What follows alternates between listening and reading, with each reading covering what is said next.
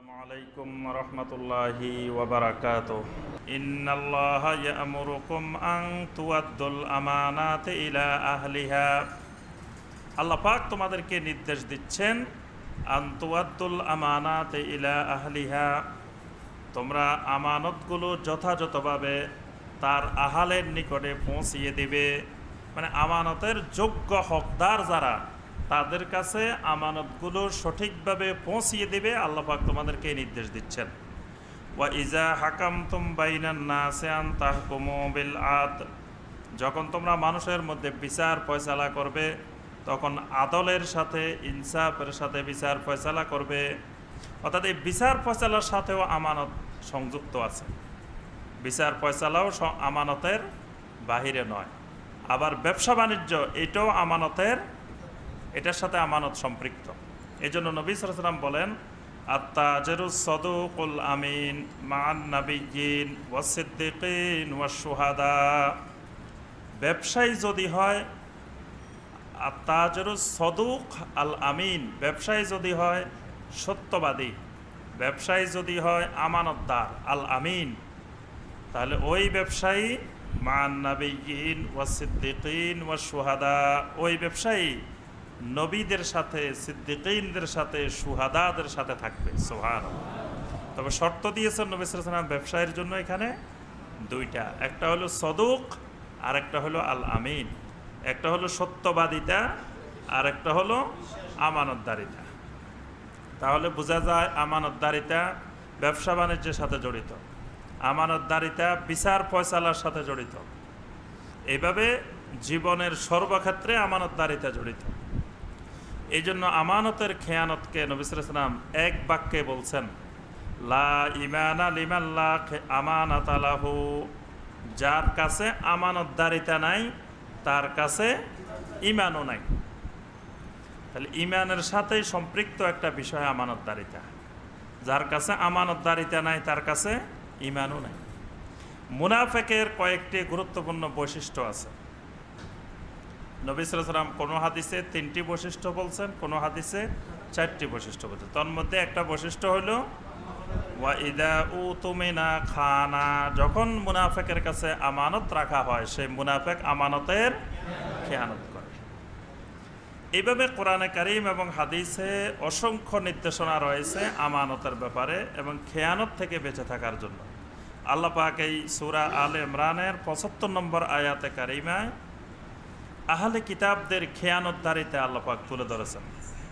ওয়ামিন আহলিল কিতাব, আহলে কিতাবদের মধ্যে কিছু কিছু মানুষ এমন রয়েছে, মান ইন তা'মানহু বিকিনতারিন, যদি তুমি তার কাছে কিনতার পরিমাণ রাশি রাশি সম্পদ, কোটি কোটি টাকা, কোটি কোটি টাকার সম্পদ যদি তার কাছে আমানত রাখো, ইউআদ্দিহি ইলাইক, তাহলে সে তা তোমাকে যথাযথভাবে পরিশোধ করে দিবে।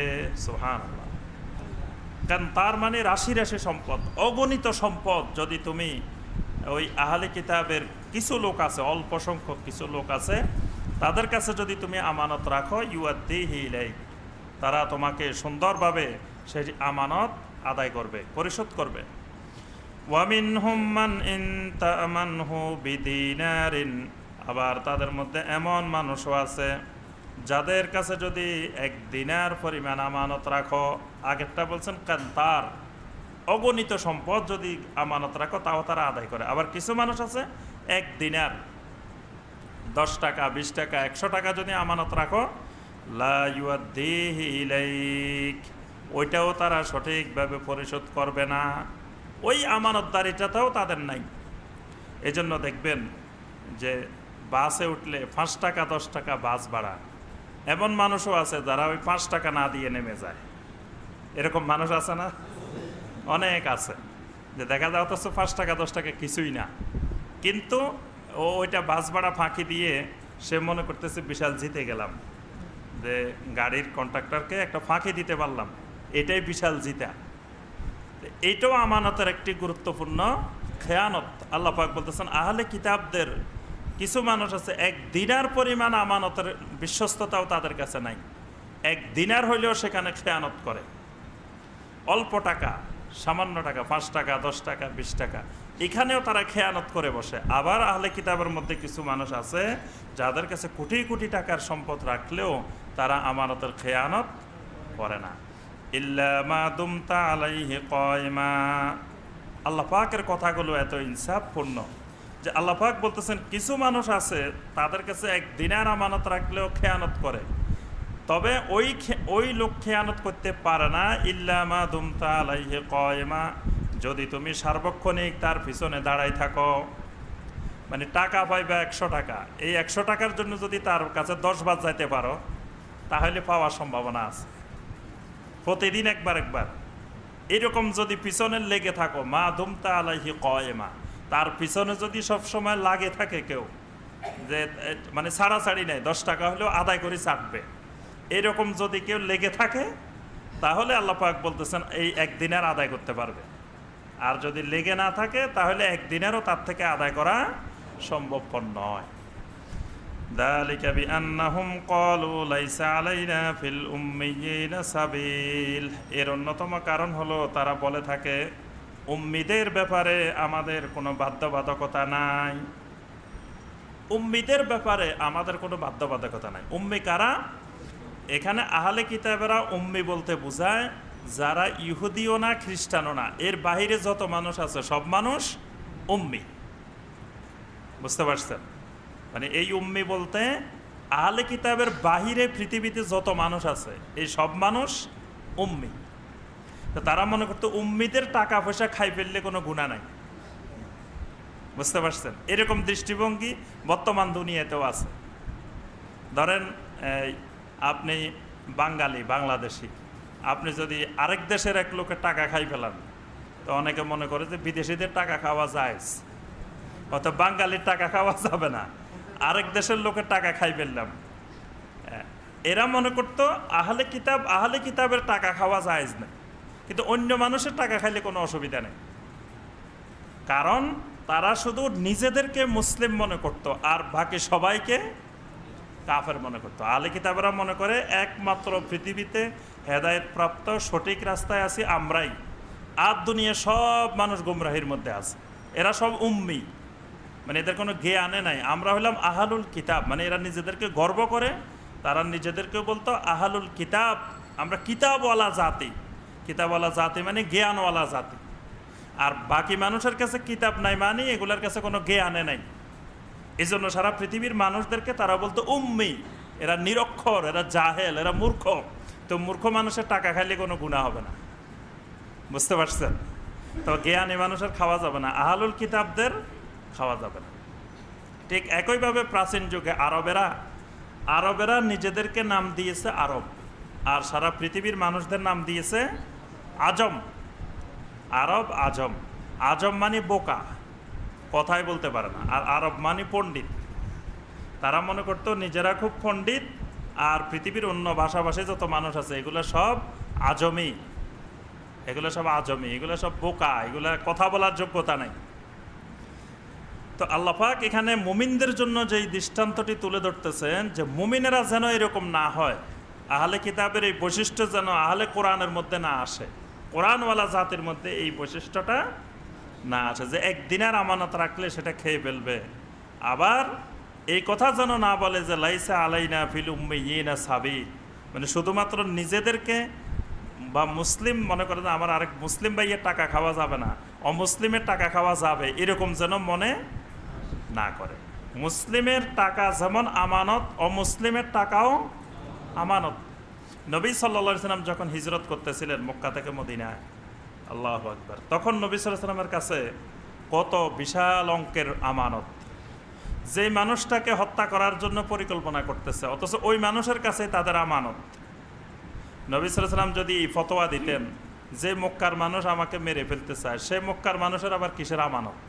টাকা পয়সা যা আছে এগুলো নিয়ে আমি মদিনা রওনা দিই, পারতেন না নবী সাল্লাল্লাহু আলাইহি সাল্লাম এই টাকা পয়সা নিয়ে মদিনা চলে যেতে? কিন্তু নবী সাল্লাল্লাহু আলাইহি সাল্লাম আলী রাদিয়াল্লাহু তাআলা আনহুকে রেখে গেলেন এবং হিসাব দিয়ে গেলেন কার আমানত কোনটা। এই সব আমানত নিয়ে আলী রাদিয়াল্লাহু তাআলা আনহু বসে আছেন। নবী সাল্লাল্লাহু আলাইহি সাল্লাম এক পয়সার আমানতও সাথে করে নিয়ে যান নাই। সুবহানাল্লাহ। এটাকেই আল্লাহ পাক বলতেছেন যালিকা বিআন্নাহুম ক্বালু লাইসা আলাইনা ফিল উম্মিয়িনা সাবিল। আহলে কিতাবরা বলতো যে এই ব্যাপারে খেয়ানতদারি হলে কোনো অসুবিধা নাই, উম্মিদের ব্যাপারে আমাদেরকে কোনো জবাবদিহি করা লাগবে না। ওয়া ইয়াকুলুনা আলাল্লাহিল কাযিবা ওয়া হুম ইয়ালামুন, তারা আল্লাহর ব্যাপারে জঘন্য জঘন্য মিথ্যা কথা বলতো, ওয়া হুম ইয়ালামুন, অথচ তারা জানে। আল্লাহ পাক তাদেরকে তাদের কোনো কিতাবে এই জাতীয় কোনো কথা আল্লাহ পাক বলেন নাই। আল্লাহ পাক বলেন নাই যে তোমরা অমুসলিমের উপরে জুলুম করো, অমুসলিমের টাকা পয়সা খেয়ে ফেলো, অমুসলিমের উপরে অত্যাচার করো, বা আহলে কিতাবের বাহিরের লোকদেরকে তোমরা জুলুম করো, নিষ্পেষণ করো। এই কথা তাওরাতেও নাই, ইনজিলেও নাই, কোনো কিতাবে নাই। কিন্তু তারা নিজেরা বানায় নিছে যে লাইসা আলাইনা ফিল উম্মিয়িনা সাবিল। আল্লাহ পাক বলছেন তারা আল্লাহর ব্যাপারে জেনে শুনে বড় ধরনের মিথ্যা কথা বলে। এটা আহলে কিতাবের বৈশিষ্ট্য যে তারা আল্লাহর ব্যাপারে জেনে শুনে তারা মিথ্যা কথা বলে। বালা মান আওফা বিআহদিহি ওয়াত্তাকা, তবে হ্যাঁ, মান আওফা বিআহদিহি, যে ব্যক্তি তার সাথে অঙ্গীকার পূর্ণ করে, তার সাথে করা চুক্তি যদি কেউ পুরোপুরি রক্ষা করে, সেই চুক্তিটা মুসলিমের সাথে হোক অমুসলিমের সাথে হোক, যার সাথে হোক, দুইজনে মিলে বা দুই সম্প্রদায় মিলে, দুই কওম মিলে যদি একটা চুক্তি হয়, সেটা আমানতদারিতার চুক্তি হতে পারে, আরও বিভিন্ন বিষয়ে চুক্তি হয়, এটা যারা পূর্ণ করবে, ওয়াত্তাকা, এবং যারা তাকওয়া মেনে চলবে, যারা তাকওয়ার নীতি অবলম্বন করবে, ফাইন্নাল্লাহা ইউহিব্বুল মুত্তাকিন, আল্লাহ রাব্বুল আলামিন ওই সকল মুত্তাকিনদেরকে পছন্দ করেন, ভালোবাসেন। সুবহানাল্লাহ, মুত্তাকিনদেরকে আল্লাহ পাক ভালোবাসেন। তাহলে এটা মুত্তাকিনের একটা গুরুত্বপূর্ণ বৈশিষ্ট্য যে মুত্তাকিন কারো সাথে কোনো ওয়াদা করলে, চুক্তি করলে সেই ওয়াদা যথাযথভাবে রক্ষা করে। এটা তাকওয়ার একটা বৈশিষ্ট্য। অর্থাৎ এই ওয়াদা ভঙ্গ করা, আমানতের খেয়ানত করা, এটা তাকওয়ার পরিপন্থী, তাকওয়ার লঙ্ঘন। মুত্তাকিন হইতে হইলে এই কাজ কোনো মুত্তাকিন করতে পারে না। তাহলে আল্লাহকে ভালোবাসার এবং আল্লাহর ভালোবাসা পাওয়ার আরেকটা বিষয় আমরা পাইলাম কি? হ্যাঁ, তাকওয়া। তাকওয়া কোরআনে কারিমের যত জায়গায় দেখবেন ইন্নাল্লাহা ইউহিব্বুস সাবিরিন, ইন্নাল্লাহা ইউহিব্বুল মুহসিনিন, ইন্নাল্লাহা ইউহিব্বুল মুত্তাকিন, এরকম আল্লাহ পাক অসংখ্য নাম ধরে ধরে বলছেন যে আল্লাহ পাক সাবিরিনদেরকে ভালোবাসেন, মুত্তাকিনদেরকে ভালোবাসেন, মুহসিনিনদেরকে ভালোবাসেন। তাহলে আল্লাহর ভালোবাসা পাওয়ার মাধ্যম হলো তাকওয়া, ভালোবাসা পাওয়ার মাধ্যম হলো ইহসান, ভালোবাসা পাওয়ার মাধ্যম হলো সবর। যতগুলা বিষয়ে আল্লাহ পাক ইউহিব্বু বলছেন, আল্লাহ ভালোবাসেন, তার অর্থ হলো ওই কাজটা আল্লাহর ভালোবাসার মাধ্যম, ভালোবাসার উসিলা। তাহলে আল্লাহকে ভালোবাসার এবং আল্লাহ বান্দাকে ভালোবাসার একটি বড় মাধ্যম হলো তাকওয়া। তাকওয়া যাদের মধ্যে আছে আল্লাহ পাক তাদেরকে মহব্বত করেন, ভালোবাসেন। সুবহানাল্লাহ।